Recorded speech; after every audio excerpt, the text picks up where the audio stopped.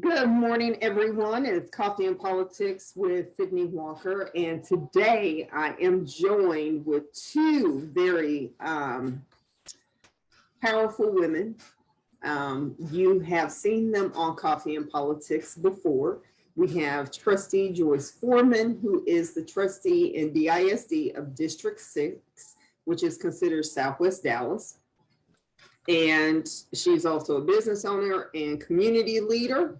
And then we have returning is Lynn Davenport. You may have seen her before when the pandemic first started.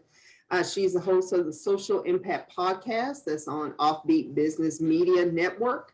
And she's also a candidate running for place one with the Dallas College Board. So good morning, ladies, and thank you for coming on the show. Good morning. Good morning, Sydney. Thank you. That was 2 years ago that we talked. It's crazy how fast that went.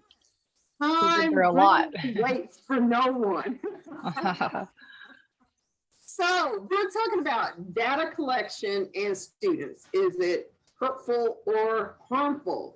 And before I push the go live button, I was sharing the story of when my children's father and I were looking for another school for her. We were going the private school route, and she was at that time at the science school that was at Fair Park. And then we looked at St. Philip's. And with their father, he has an MPA in education. So I allowed him to take the lead on asking the appropriate questions to see if it was a good fit for her. And one of the things that I thought was really interesting is that he wanted to know the outcomes of graduates from St. Philip's.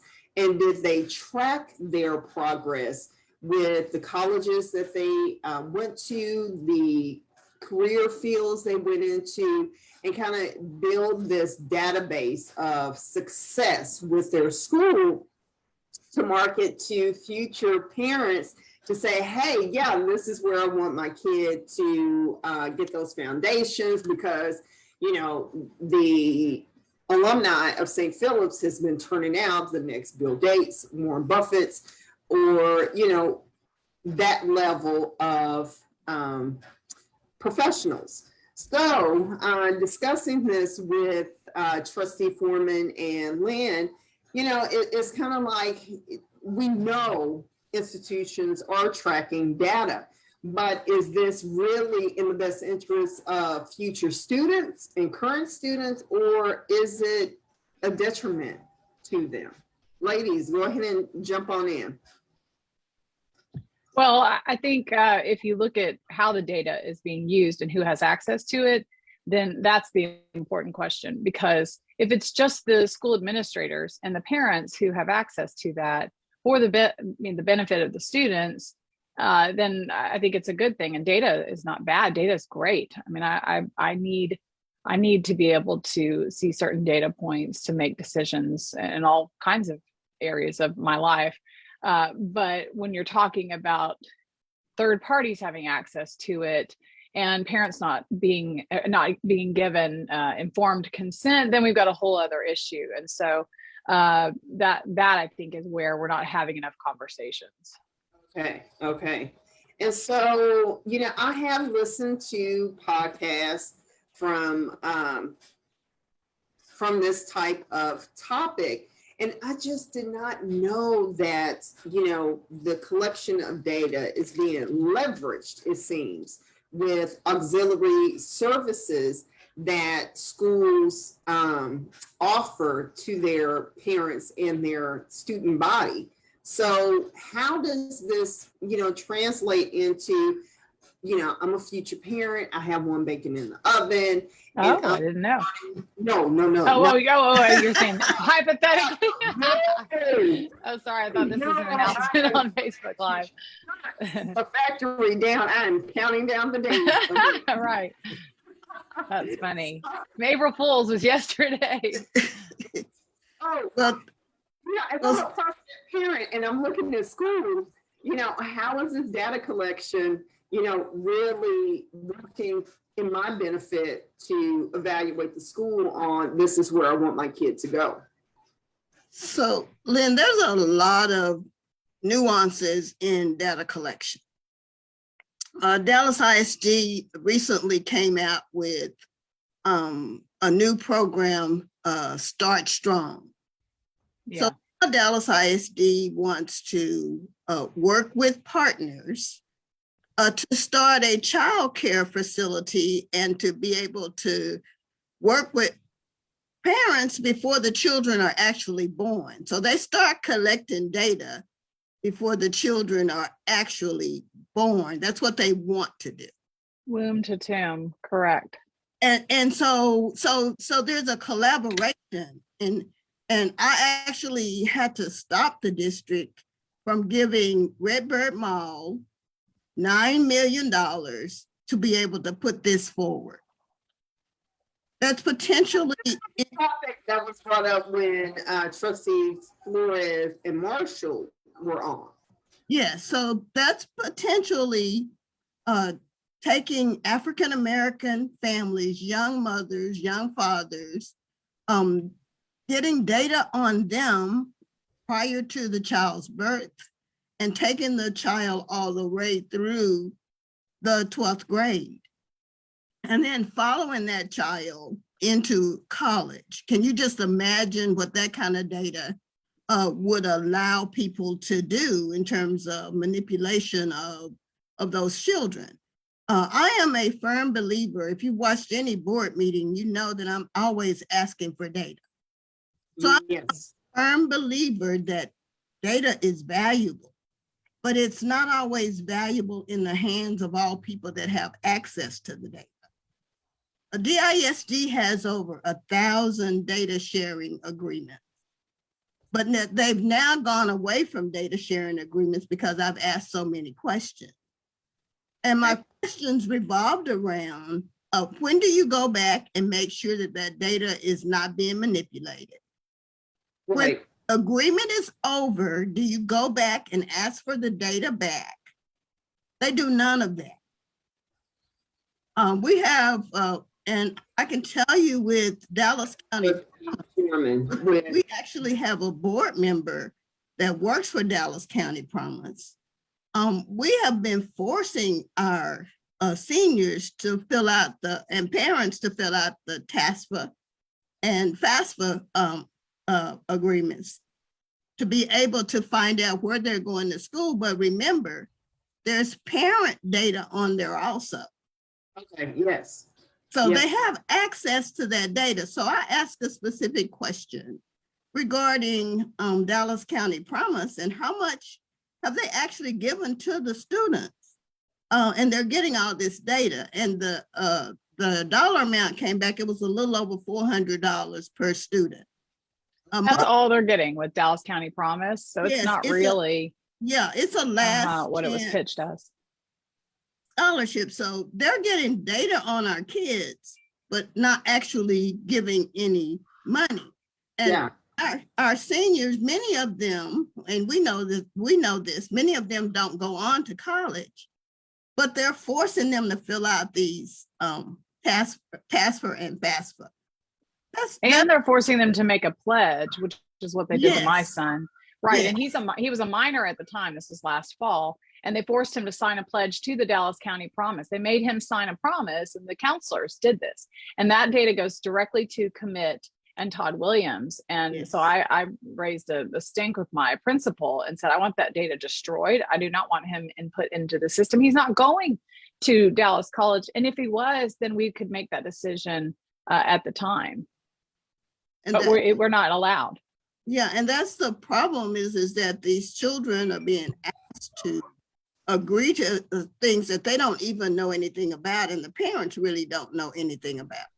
Now, of course, we want to know for obvious reasons that our children are going on to colleges and what schools they come from and those kinds of things, because that is a help in terms of recruitment. You know, Yeah. it's really nice for me to say 2 weeks ago, I was with Chris Bosch from Lincoln High School, where I graduated. That's good to say and good to know, but did he have to fill out that kind of data? I don't think so. because most of the children who graduate from high schools and love their high schools, you pretty much know where they are going, and they do come back. But the data, and I thank Lynn so much for opening my eyes to what was going on revolving around data. Because when you start getting into it, you find out that data is being given on all levels. Yeah, that's right. And I found a data sharing agreement. Oh, go ahead. Foreman, I want to roll you back on Roll me back. that you made, because this made my ears perk up, and I will explain why. So you talked about, the data sharing agreements, and when the contract ends, what ends up happening with the data. So I happen to used to work for a company that did all of the processing for Medicare, Medicaid claims in 48 of the 50 states. And so there were times that I've reviewed requests that some attorney general of some state severed ties with the company. And so we actually had to destroy the data. I was looking at those requests and giving approvals on them because we were no longer in a relationship with that particular entity. So we could no longer keep their data, because we had everything from physicians' NPI numbers, as national provider, something and whatnot, but also people's social security numbers, their dependents, all of that sensitive data, and it had to be destroyed. So you're saying that potentially these companies who have had this data sharing agreement with this particular school board, they're not requiring these. They're not required to destroy the data. They're not required to return the data. None of that. And that has been a real issue for me. That is a huge on issue. The board, because they get data from many different areas. Even when we talk about partnering with a school to be able to have their interns to come in and work with the district, they have the data on those people who are coming in to work with the district. But there is nothing in the data sharing agreement that we go back and check, nor do we demand that they destroy it or return. Yeah, and I think that's the key, is like, so who has access to it? How's it being manipulated? How is it being used? Is it being destroyed? And are you, Sydney, is this live? I don't see the, it is live. I don't see, it's not showing up on here. Usually you can see comments on there. Yeah, I'll put it in the chat, not to worry. Oh no, mine says that we haven't gone live yet, but maybe that's, anyway. Okay, but the thing about the data sharing agreements is, like with the one with Commit that was from probably 2014, Joyce, that first came in DISD. Yeah, and embedded in that in that data sharing agreement with the Commit partnership, which is a nonprofit started by a real estate guy from Goldman Sachs. So he has set up these data sharing agreements with multiple districts, but Dallas ISD was one of the first. And embedded in that was Boston Consulting Group.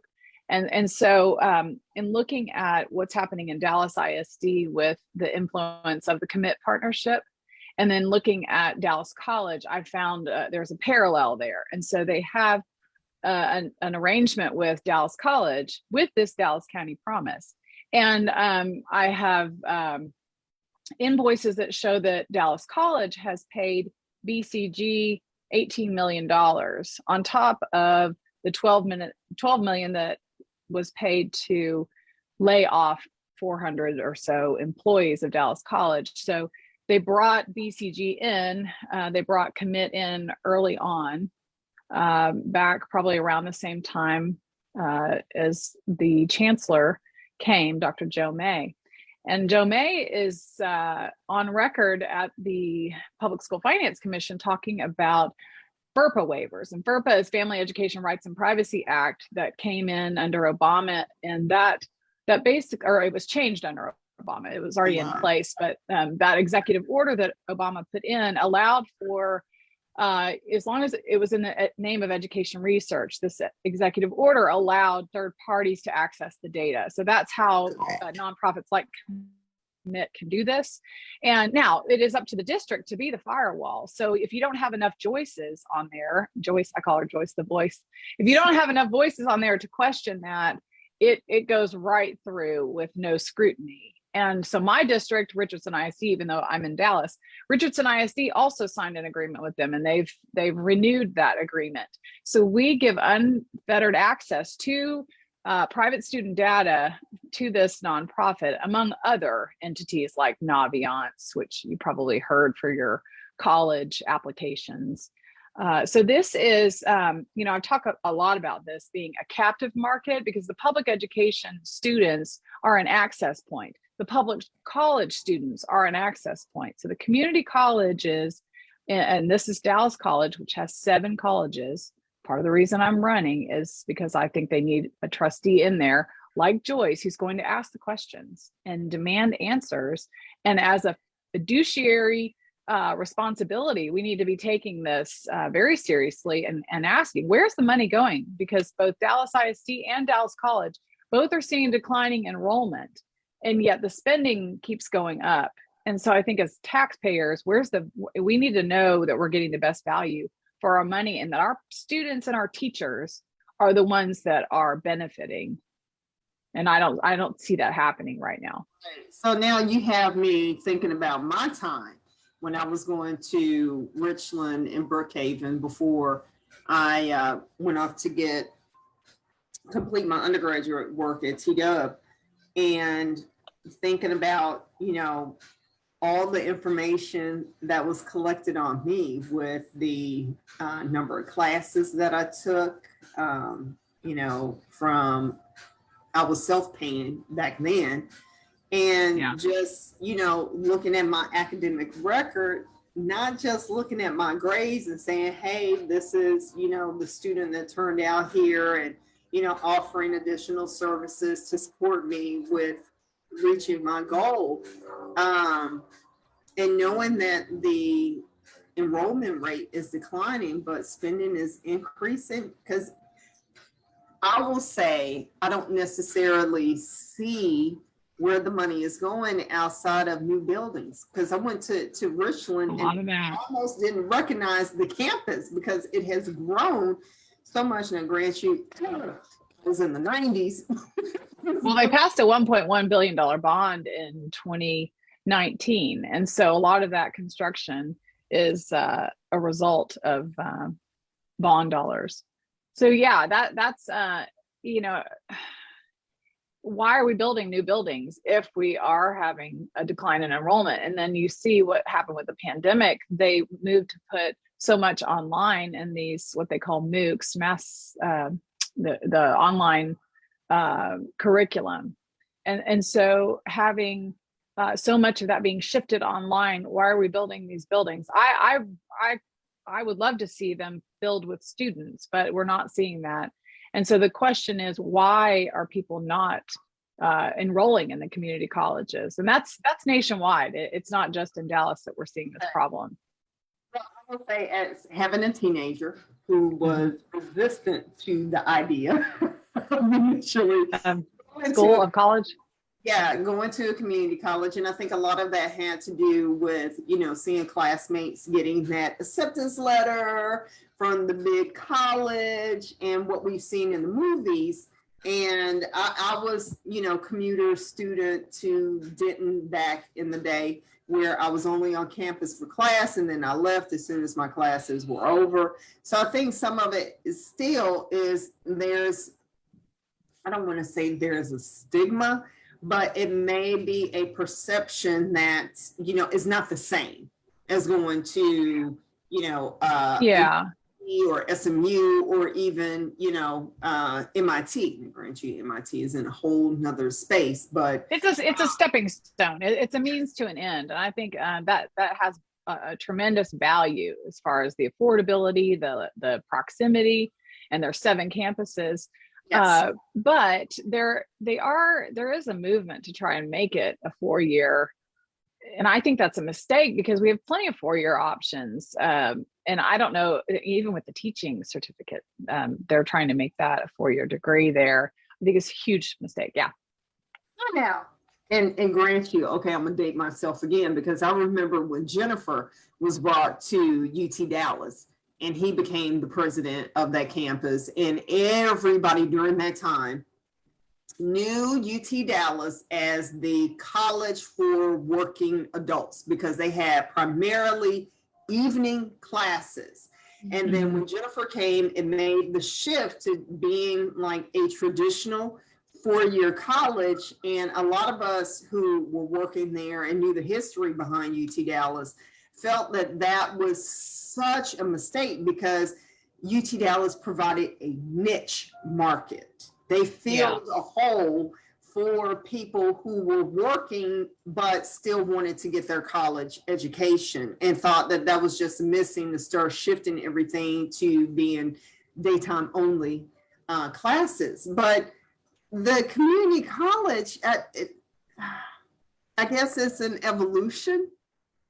But Well, yeah, but what happened was they changed the name from DCCC to Dallas College, and they brought in Dr. Joe May, and he imposed this corporate style, kind of like a merger. And so all of those 7 unique individual campuses merged into one Dallas College, and they'll give you reasons, which some of them are good reasons to do that, but as a whole, it's really negatively impacted the students, the faculty, and the options that they gave. And so there are a lot of mistakes like that being made, and each campus does they're all kind of known for they have certain things they're known for, like Northlake if you want to go into a trade, but you know what is, and I know when we were talking about data collection and all of that, but within that corporate style takeover, data is key for them to be able to control that what's happening, and it's not necessarily benefiting the students. And so as we've shifted to this data driven way of governing and running schools, and even data driven pre-K, I think we've really seen I think it has negatively impacted the schools, and also the online piece, the digital piece, because that, I think the push for more devices and tablets and smartphones and all of that in the schools, more computers and devices paid for with bond dollars, we haven't seen the needle moved at all. In fact, I would argue it's the opposite. And so, there's kind of 2 issues with all of this push for digital learning at all levels. And all the research shows that people learn better when they're using paper pencil books and having human to human interactions than we do on devices. Well, I will definitely say I am that traditional student that I need to sit in front of my teacher and get on their nerves and have them get on mine and raise my hand so I can ask all of my questions that I may think are stupid. And back when I was going there, they had what they call self-paced classes where you can watch the lessons on the public access channel and kind of do your work at your own pace. Horrible idea for someone like me who needs that teacher in front of them.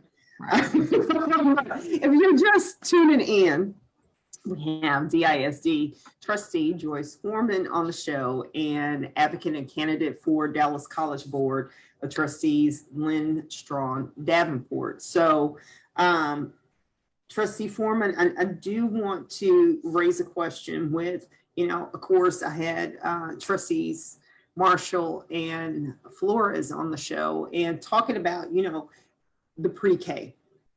And talking about, from birth to when they enter the actual school system. And so part of that discussion was trying to get resources to the parent to start that learning. So when they do get into pre-K, they're not as behind, that they have a foundation there. And I will definitely say that if I had known reading to the womb really paid off. I would have done more of it with my oldest. I would have read her math books. How does Yeah, I can't believe they didn't read to me math books when I was in the womb. Maybe that would have helped. That's probably impossible. That's not really, yeah. But let me just say a couple of things, and just before I answer your question in regards to what has happened with virtual learning and our students being able to really do well on devices. The majority of the students in Dallas ISD did not do well. The superintendent was very clear on that. The majority of students do not do well. They do a lot better in regards to in-person learning. And of course, when they came back after the pandemic, a lot of our students were really struggling and they were behind, and we're still struggling to try to catch them up. So that's a huge issue. Yes. And part of that has to do with virtual learning. They're just not prepared to do that. And so I think everybody needs to keep that in mind. And I do not want to talk about the millions of dollars that we spend on devices. Yeah. And the thousands of devices that we no longer have for whatever reason. That's a whole nother conversation. We just had this in the audit committee meeting. It's about 22,000 devices. Just gone, missing. Gone. Woo. No accountability. Now, we know when we were in school, you lose a book, you pay for it. Right. Right. Period. Or you don't get a grade. Period. Wow. So that's a huge issue that does need to be addressed. And I'm hoping that we begin to start looking at that issue. Right. But in regards to data collection on young children and pre-K and starting strong with families, everybody wants to get information to parents, Sure. Particularly young parents. You know, I have no issue with putting flyers in the barber shop or the beauty shop, or going to the churches to ensure that the parents have information on things that they might need to know about their young babies. Yes, because there are Right. Yeah, Keep them where. yeah, I have no problem with that whatsoever. I think that's a great idea. What I do have a problem with is a system starting to manipulate prior to the baby being born. Okay. Mm-hmm. And I have a access problem point with it. too. And Right. what I said to the district is, if it's such a good program, why don't we try to put it in one of our private schools and see what the parents tell you? Right. It's gonna be a no. And I will tell you, as a parent that has had a child go from private to charter to public, well, private, public, charter, public. Mhm. As a parent who decided to do private school, I was not part of the average parenting group that I would think that kind of program would target. Like I said, you know, I did do some reading while she was in the womb. I did When too. she started walking, I started labeling cabinets and drawers, and, you know, to teach, you know, phonetics and sounding out words and recognizing letters and whatnot. So I would not be opposed to those types of programs, but I wouldn't see the need for myself. Now, if I was not looking at private schools and looking at, you know, what school do I want to get my kid into, and I'm just starting this and maybe not having another parent that I made kids with that had that education background, then I would definitely look for those kind of resources, or hope that those kind of resources would find me.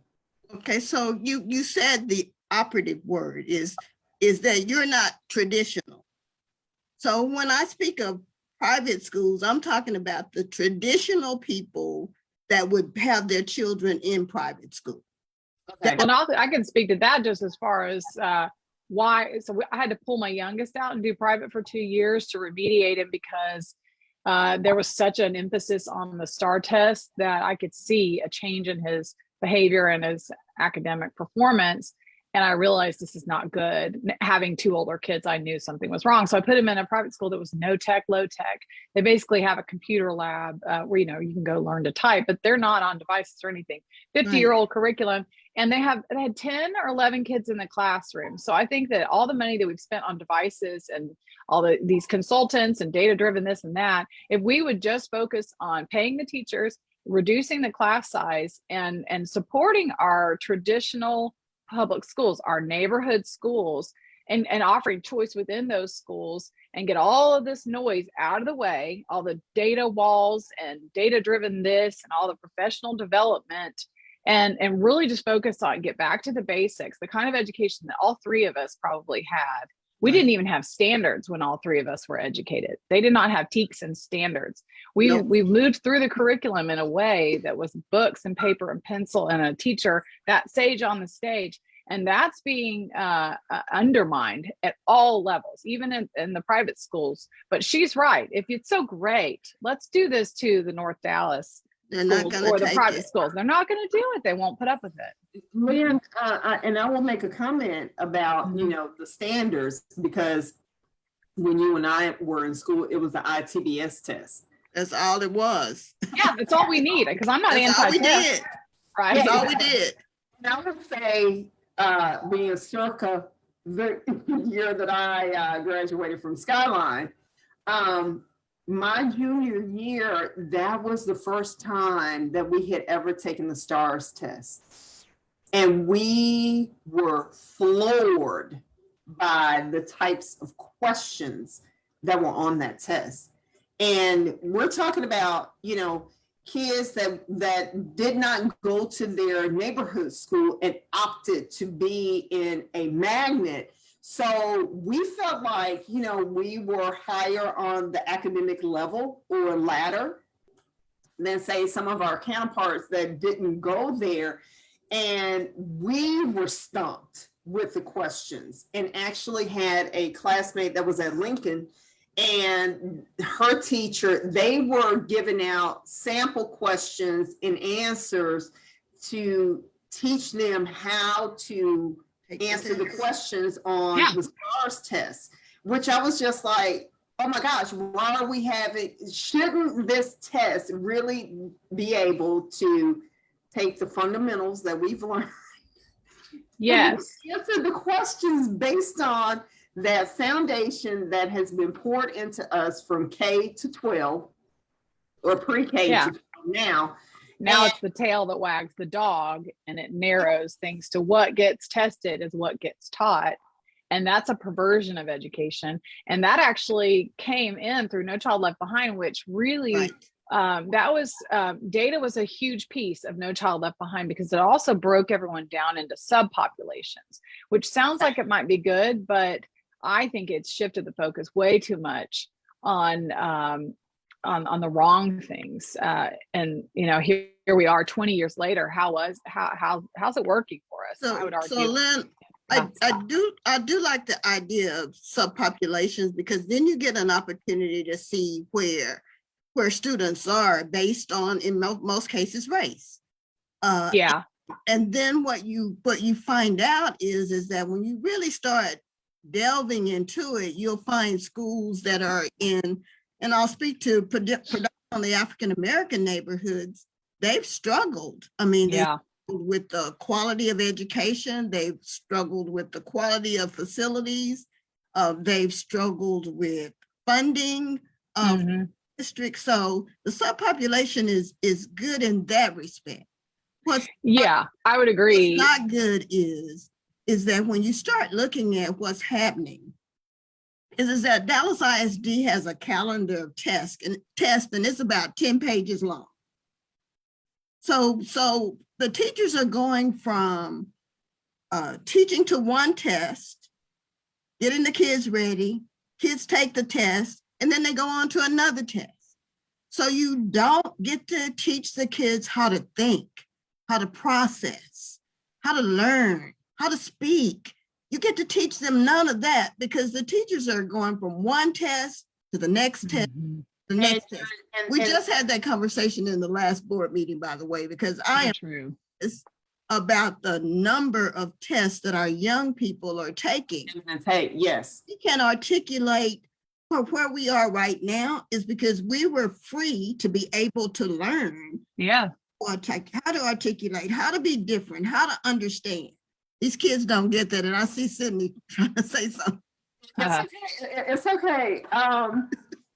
And I call you Auntie Joyce all the time whenever I'm speaking about you, and I almost went there. It was like, yes, Auntie Joyce. So Trustee Foreman, so when my oldest, and I use her as an example.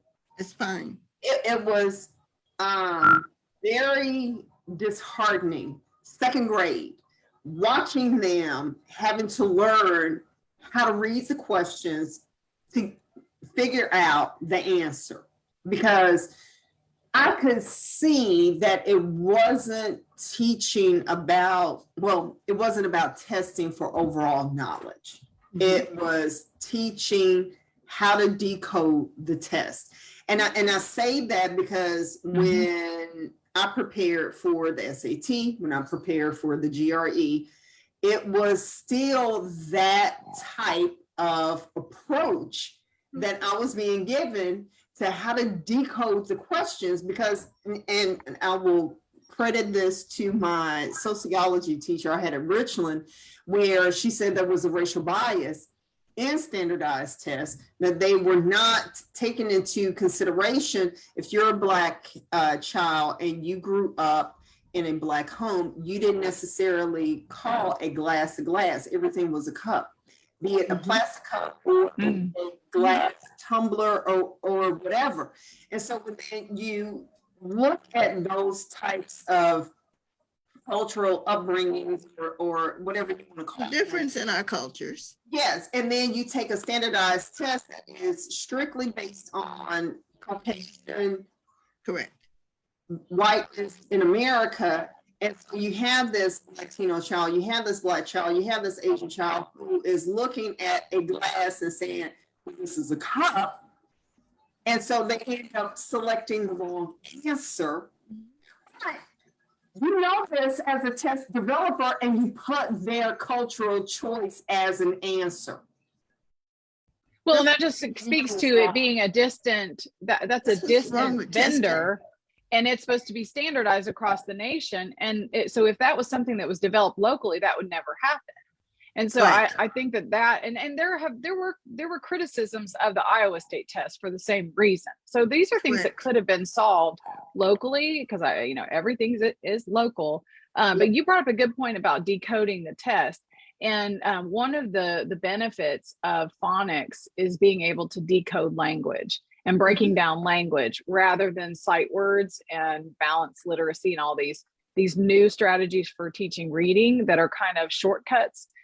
Being able to decode language helps people to critically think and helps them also be able to decode BS when they're being manipulated. And so we've shifted our focus so far away from how kids really should be learning and the time-tested ways that kids learn to read and write and know math. All of that is they're being rewired and redirected to this whole testing culture. And back to the subpopulations, Joyce, I think you bring up a great point, because that's a great example of using that kind of granular data in a positive way so you can understand. But what on the flip side of that, what it did was it pays the districts for students for different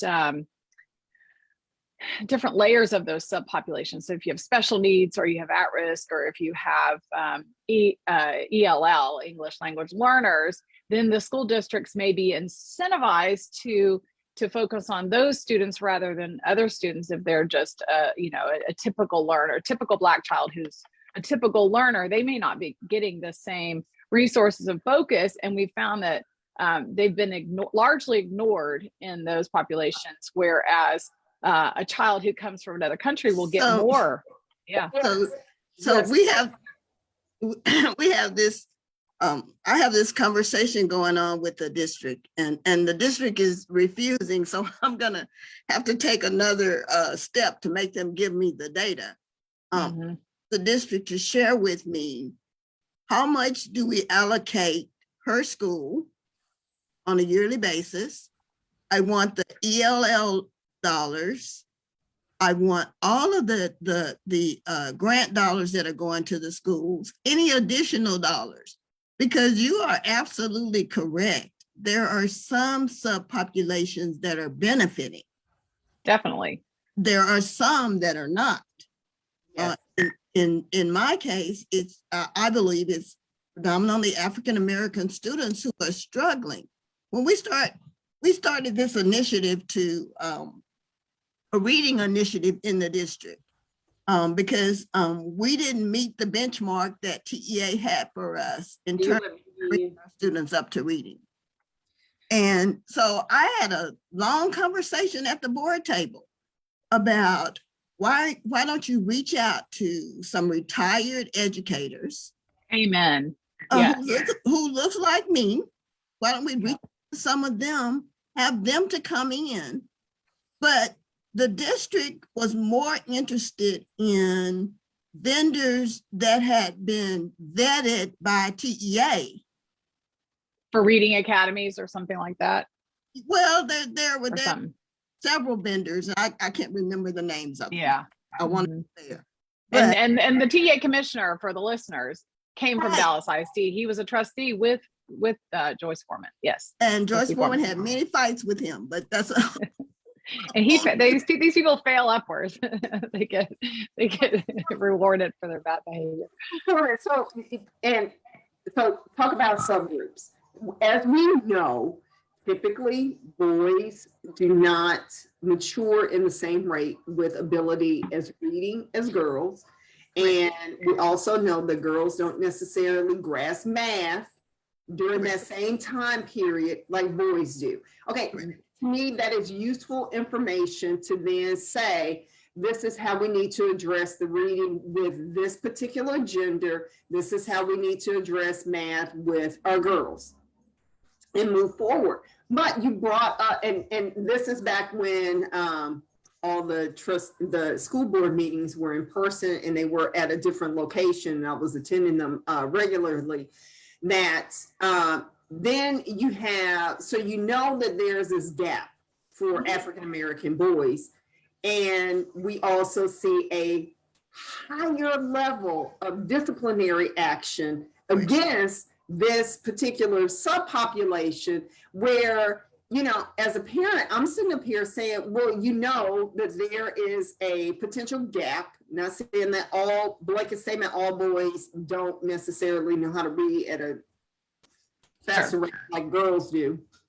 But if you know that this is a particular area of opportunity from having all of us in public schools from, you know, the 30s, 40s, and 50s, you should have enough data to then say, this is how we should shift the curriculum so everybody has that same level playing field. But then we know that's real equity. What you're talking about is real equity. And what I see in these racial equity departments is I call fake equity, because they don't focus on how the kids are learning, what they're learning, who's profiting off of that, how they're doing. And we spend all this money on these administrators and you know, create an equity department. And they never really want to talk also about how they're spending the money per pupil, per campus, and really dig into that.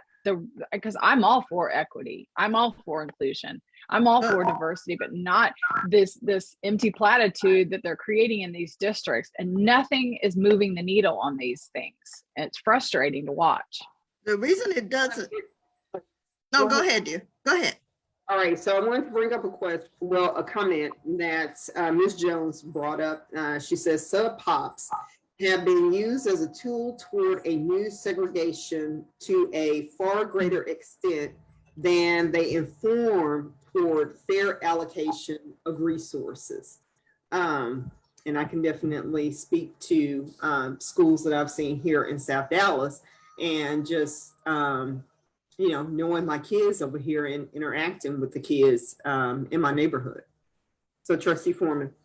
Yeah, well, being a person from South Dallas, at one time, if you guys might not remember it as well as I do, but when we were under the desegregation court order, there was an emphasis on Black children. Okay. And that emphasis helped to structure certain things. The magnet schools were not started for rich white children outside of the DISD. Okay. They were started to make sure that there was equity within the process. Yes. You might remember, Sydney, the learning centers. The learning centers were put in place for a particular reason, and it was to move children of color along so that they would be at the same level with other students, and it worked. But what happened after we got from under the desegregation court order, those programs were killed because it was additional funding that went to those programs. If you remember, the teachers had to sign like a 3 or 5 year contract to be there. They Right. were handpicked. They worked longer hours. There were premier after school programs. There were reading programs. They had reading specialists. They had math specialists. Yes. Went away. Okay. So that sounds like an organic ACE model, like a real, like what ACE should have been, but wasn't. It sounds like that. Was that the plan for the ACE schools? Did that then lead to, because I know that you have been very vocal about those ACE schools that got the additional funding, got the additional resources, got the better teachers, but it was only for— Got the consultants. That's what it did. And then once that level of achievement was reached, then all the support left. Right. And it's It wasn't sustainable. Kids are going to slide backwards. Yeah, that's the problem. We only have 7 schools that are still in the ACE program. And I really wasn't really fond of the ACE program because I thought that it was only the schools that were failing, the F schools. Yes. You had D schools and C schools that needed additional support. And the district wasn't willing to give that additional support to those schools. And so now what we're struggling with is we have many schools that struggle through this process. But back to the subgroups, and I understand some people's concerns about the identifying in subgroups, but if you don't know the problem, how can you work on it? You've got to identify the problem first. Yes. And you've got to move forward with trying to work on it. I totally agree with Lynn. I was the one who brought the equity resolution to the board. Okay. And asked the board to do equity. I'm concerned about what we're doing in the equity program. I don't believe it's in the best interest right now of what's going on with our students. We need to have more resources. I've said to the administration, you need to cut some of these administrative people. We have 200 instructional leaders in pre-K and early childhood, 200. Okay. They're butts in the classrooms. Yes. We need people in front of these children. We need to, Lynn is absolutely correct. We need to lower the class size. When you talk about ELL students, you don't have 25 or 30 in a class. That is a huge challenge, yes, as an instructor to reach all of those kids. Absolutely. And seeing that, the pandemic exposed, well, I don't want to say exposed, it opened people's eyes to the level of mental health services that needed to be provided. Now, I have been one of those Black people that was going to therapy before it became cool. So that is something that I made sure that my kids received to help support them. And so, the biggest thing, and I go back to that particular school board meeting that I attended that had to do with, disciplinary action with Black kids. And so, the first thing that you always, ask a kid, at least I do, what the heck is really going on? Because that's what you're trying to get to. Because we know even adults do this. They will demonstrate bad behavior to get the attention that they actually need. And so here you have, kids from pre-K, and I'm gonna say up to third grade, that don't know how to express their emotions. And then you're having someone in front of them having to deal with 25 to 30 of them. And I just don't have time to address, 10 of, I'm gonna use a bad term, baby's kid in the classroom that's acting out because of some unmet emotional need that they have.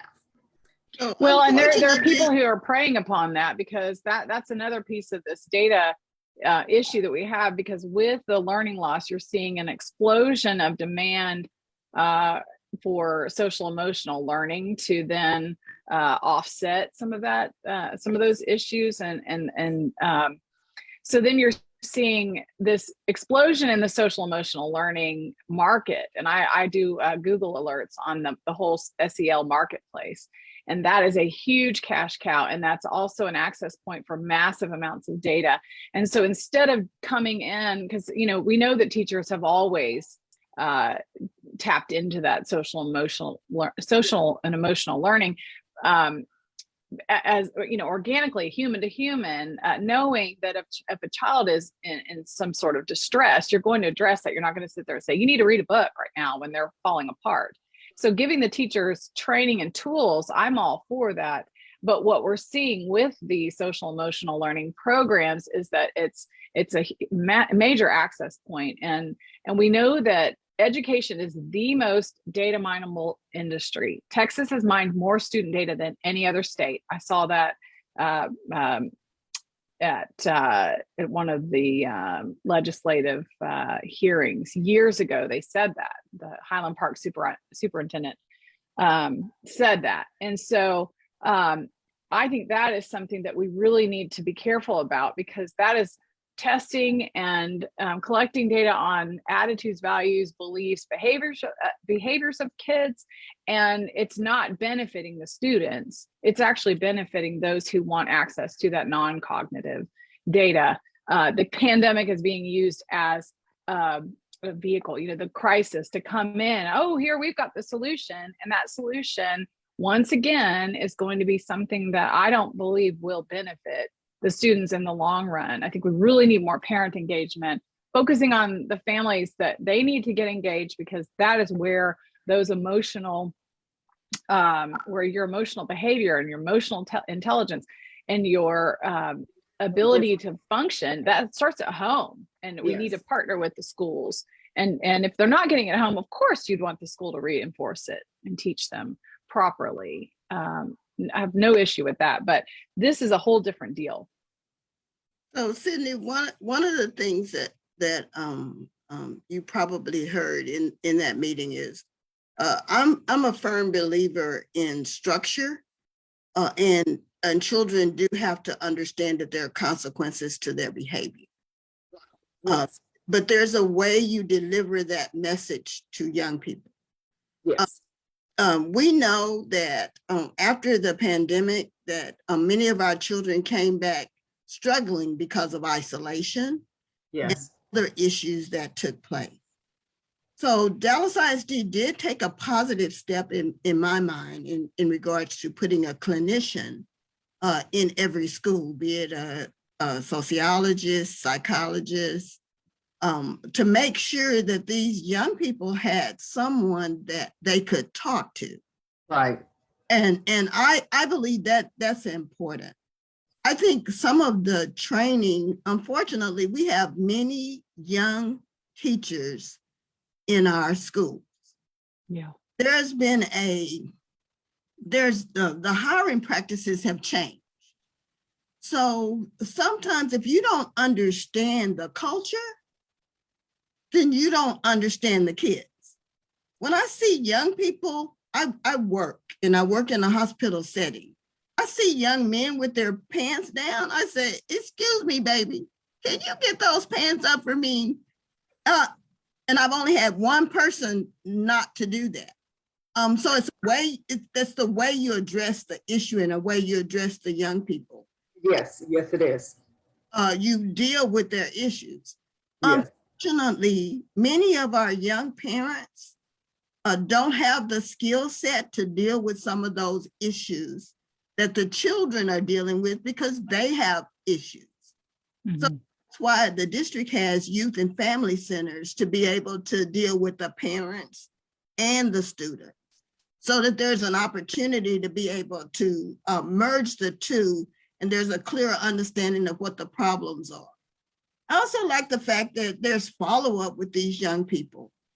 Many of the parents don't want their kids tested, and they don't get tested, but they do get an opportunity to talk about their issues, to get a better understanding of their issues, and sometimes through partnerships with places like different children organizations do help these young people to try to deal with them, because some of them are really struggling. I mean, I've seen so many fights in our middle schools and high schools as long as I'm on the board.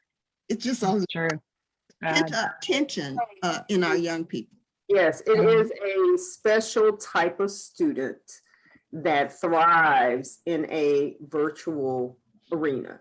My oldest, she loved it. It was more relaxing for her. I did have to work on her with still, asking questions, even if it was in the chat to her professor, and let the professor read it instead of speaking on the Zoom meetings.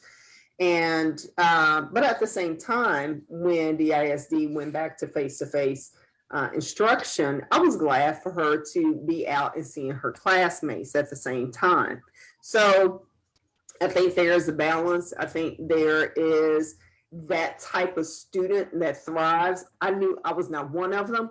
Even today at my age, I tried doing something on Coursera with AWS certification. Baby, I still haven't finished that daggone thing, because it's not for me. I need that person in front of me. I need to be able to walk over and ask questions during a break, all of those types of things.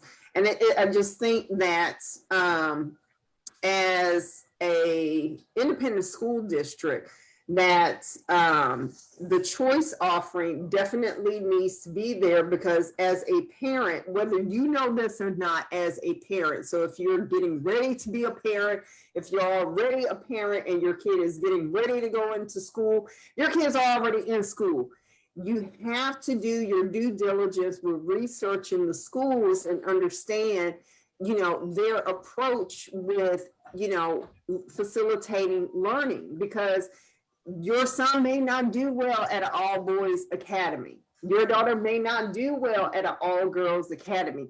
They may do well at a particular magnet school that has, I'm dating myself here, clusters, because I think the town view is being like Skyline and having clusters where they have their schools of business, school of health, and those types of things. You have to do your part with understanding your kid. Not the one that you have in your mind that says my child does nothing wrong. Let's first off, parents, stop that. Your kids do stuff wrong. Call them out. Straighten them out. We didn't sugarcoat anything in my family. They called it all out. That's so healthy. It's so much better. Finding those schools that really match your child for their development and their style of learning. And that was one thing that I definitely say I embrace with DISD, that the choice is there. But for parents who don't necessarily see as the independent school district being their choice for them, you still have to understand your kid, and you still have to understand how they're going to be teaching your child so you can get the most for them. And attending the school board meetings, I definitely learned a lot about the different districts and the schools that were offered in those districts, and, making sure that you're making the best choice for your kid. And I don't know if parents, think that that's something that they should be doing, or that they even are aware that those are steps that they can take. So What I happens, think- I think, is when you get a child in the schools and then you want to do the right thing as a parent and you want to participate, what options you're given in order to participate are more PTA and support roles, which are all good. I mean, because the PTA now does a lot of what the schools used to do when I was in school. So they used to hold the art contests. They used to do field day. Now that has been moved to more of a PTA thing. And so what happens in those PTA meetings, because I served for 10 years on PTA, is we're never discussing anything about what the kids are learning or how they're learning. Those issues are never discussed. So I think that's a void there that parents, and even on the school board, y'all aren't really, Joyce, y'all aren't really talking. I mean, I know that you do talk about those things, but as a whole, that you don't really go that deep in it, because you're not supposed to be micromanaging the administrators and the teachers from the well, horseshoe. sometimes you have to. I agree. I wish we did So, more. but one of the things I think that for Dallas ISD, there are a couple of issues regarding what the parents know about the schools and what schools to choose from. We have a parent engagement office that should be doing a better job of reaching out to parents, and potential parents, because we have data, we know, when kids are going to come to school, we know that. We just need to do a better job at that, even with pre-K. The other thing is that particularly in the African-American community, many children attend our daycare, or I can't say daycare because they'll jump on me, our facilities. Yes. And the district does have some partnerships with our child care providers. Yes. I think the partnership should be deeper, and deeper in that when a kid goes to the third grade, the 3 years old, that child's parents can understand what the district has to offer for pre-K 3 or pre-K 4. Yes. We haven't done the best job at that. We began to make some movement. I've been really pushing this because we have some wonderful child care providers in the district. That's not your wheelhouse for babies. There's somebody that's already doing that. That's not your wheelhouse. So we can figure out how we're gonna make our own wheelhouse work. So let's go ahead, Sydney. So I want to bring up that point with the pre-K, because I talked to my trustee, Justin Henry, about, and when Solis was on the school board, that parents like myself were a complete missed opportunity because my income was too high for pre-K. We've changed some of that, Sydney. Yes, and I'm glad that you guys did, because based on me. Because I was like, I am paying taxes, property taxes that are going to DISD, but you're telling me I make too much money, so I can't send my kid here, or I'm having to pay additional dollars. And I'm like, that's a huge mess, because if I am going to pay for pre-K, and I told both of them, I said, maybe I'm doing what I did with my oldest, private school. And then after I have maxed that out, then I will start looking at DISD. And I'm like, but I am the parent that you claim that you want. I'm the parent with the kids that you want, that, highly engaged, talking to the teachers, attending the parent-teacher conferences, going and hanging out, for lunch, and all of that kind of stuff to see what's going on in the classroom. But you were telling me at that time, well, I can't go there because, I was making over the threshold for the free pre-K. So hats off, thank you, Trustee Foreman, for fighting that fight to get that threshold changed.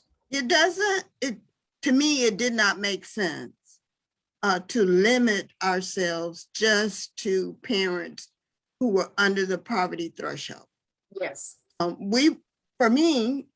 want all levels of parents in the district. And if we had an opportunity to be able to bring parents in under scholarships, based on the fact that we were putting an extra $3 million per year into the budget for pre-K, an extra $3 million per year.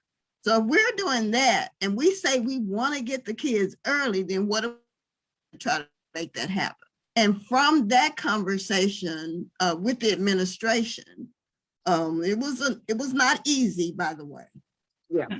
But from that conversation with the administration, we did allocate some scholarships to be able to bring in parents who were over that limit. Right. But also build our pre-K program. We said we want them early. Let's try to get them early. And it works. I mean, I've heard no disagreement. I've heard no parents say they didn't want it. It's worked, and I'm happy about that. Well, I would think that, and I will say, just from my experience, because, you know, of course, Trustee Foreman, you know who the superintendent was when Lynn and I were in school. It was the Linus. So I think ISDs, and nothing to diminish Dallas ISD. I think all the ISDs across the nation just kind of rested on their laurels back then, that everyone was going to opt for the independent school districts. And They so did. the privates, and then when you started having the explosion of the charter schools, that, you know, your savvier parents started looking for different options. And I will say that, you know, having kids later and having smaller families and all that kind of stuff definitely plays a factor into the number of students, you know, enrolling into ISDs. But the competition became stiffer. Correct. And so that needs to be addressed. And so, you know, I'm glad that the ISDs are starting to see the missed opportunities and starting to get on top of their game, because, you know, as a taxpayer, I want the kids to go to those schools, but I also want them to provide that education that we say that we want our kids to have, because they're going to become the future society of adults. And I already heard enough of it from my aunt, who was like, oh my gosh, I can't believe that they're not having y'all, you know, read To Kill a Mockingbird. Oh my God, what the heck are they doing with y'all? Or Shakespeare, or something. Yeah, we read an excerpt of Anne Frank, the diary, and then we go see a play. We don't actually read the whole book anymore, and that's I think it's just really because they're sad. testing. They're Right. testing. We didn't have all of that. We had that extra classroom time to be able to do all of those kinds of things that you guys are talking about. The testing is what's killing the time in the classrooms. And remember, now we have a lot of young teachers. Yeah. Who also were educated probably- under the system. Who probably did not go through the same process that we went through. Yes. Right. The teachers were very demanding, but your parents were also demanding. It's true. Yes. We have a lot of young teachers. And Trustee Foreman, I'm sure you recall the email that I sent to you and Dr. Blackburn, and also Bernadette Nuttall, when she was still on the board, when I was asking about, you know, trips to the symphony and the musicians. Like, is that still going on? Because, you know, my oldest, she was in Big Thoughts. And so they went to a play at the Fair Park at the music hall. And I was like, I remember this stuff like happening during the school time, you know, learning how to be dressed appropriately to attend functions. Yes. And knowing how to behave well when you're out in public, act like you have some home training. As I always say. Yep. Don't embarrass me. Right. And now we have virtual field trips, which I think is so sad. We're struggling with that in my district, where they're sandbagging. If they do a field trip, they do it at the end of the year after testing, rather than having that experience throughout the year, a couple of trips here and there. But they did bring up the virtual field trip, and I thought that now that's a problem if that's where we're headed. because seeing and like, going to the zoo, it's different to see it on Well, we screen. just had the conversation just a few minutes ago about most of our children don't learn well virtually. No. And so with a virtual field trip, what are they actually taking away from that? They have a virtual school it's the Metaverse campus. It's that Stimuli. What's it called? That elementary that they took over for that DISD Stimuli school. Yeah, they're doing a couple of virtual options in the district. Actually, Lynn, I support that. I support parents having an option. Right. It might be something I don't agree with in totality. Yeah. I think giving parents that option to be able to put their kids in that kind of a classroom setting. Their kid fits that mold. I'm good with it. What I'm not good with is demanding it of all children. That's where I have a real stick in my craw regarding. So I'm just going to have you guys come back. So I will put this out there, but I do want to kind of say that the pandemic definitely shifted gears for us, which is completely different with how DISD was operating before the pandemic and the issues that were being addressed. And we definitely have to have this conversation again. So I would like to continue it on another day because it's 10 after and I want to be respectful of your time. But that's what happens when we have great dialogue and conversations. Because we definitely need to go deeper in this. And just like you, Trustee Foreman, I kind of wanted that virtual option for my oldest because she was thriving in that arena. And I wanted to support her in that. But my youngest, and I don't know if it's a thing of his age, and it could be that he is in the lower school grades. And so, that attention is not there. How do you engage? But also at the same time, we were going through a pandemic and we needed to make sure that, COVID wasn't running rampant throughout, the schools because sending everybody home, that was definitely going to make a gap in learning anyway, just with the schools not being open because of an outbreak. So I definitely want to have you guys back on so we can continue this conversation. Thank you, ladies, for coming on the show. Thank you, Sydney. I just wanted to say this as far as solutions, and telling parents, you can pull open records requests. You can ask for data sharing agreements. You can ask for the privacy statements of all vendors. All of that is by law, you are able to access. It just takes a little time. So I did want to, empower parents to be able to do something. They do have the right to ask for that information. They do have the right to ask for where their data is being shared. And so we do have that authority as parents and taxpayers. Yes, I agree. Lynn, for making that point. So do want to speak on next week's show. Ewan the guest host, and he will be talking to candidates from Richardson ISD, and we're going to be focusing on the loss of all of these superintendents in North Texas, since these candidates are wanting to be school board members, and they will be involved in that process of selecting a new superintendent. And I don't know if this is so much, I just remember my experience with DISD, but it just seems like DISD has just had so many challenges when Linus Wright stepped down, from, one superintendent embezzling money and buying furniture and whatnot that they didn't need for their home and for their office to, the changing times, and we have to keep up with that. But it just seems like, my gosh, if we could just have some old school methodology put back in place, along with dabbling into some of the newfangled stuff. We need more Joyce Foremans, and unfortunately, the way that the PACs and the political climate, they've got a super majority that is funded. Those campaigns are funded by a whole web of really they're privatizers and those who seek, they want to access our public school kids and the dollars. So there are very few trustees like Joyce Foreman who are there for the right reasons and have no personal gain from it. That's a very important point to make. Right. Yeah. Yeah. Because being a school board trustee is unpaid.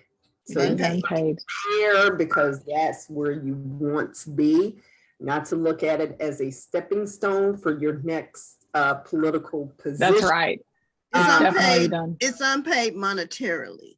Yes. Paid over and over and over when you see children doing well. Yeah. And I will say, out of all the trustees, honey, if you don't know your trustee, if you live in District 6, you know Trustee Foreman because she is at those events and games.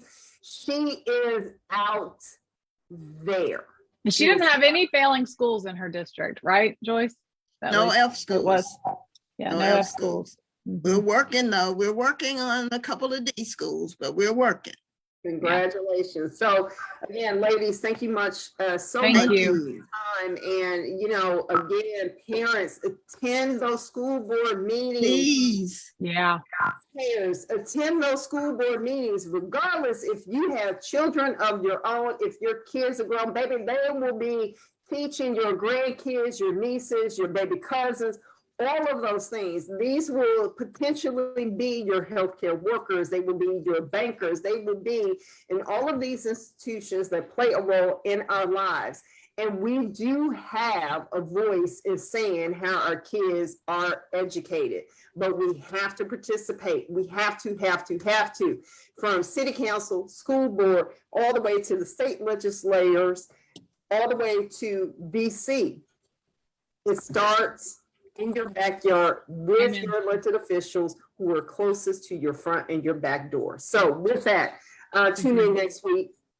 Unfortunately, I haven't been able to create the event because some kind of way my account has been restricted and I'm not able to create events. So I'm gonna have to get creative on marketing Ewan's show that he's gonna co-host. So make sure you tune in for more dialogue about why all the superintendents have just up and just disappeared in North Texas.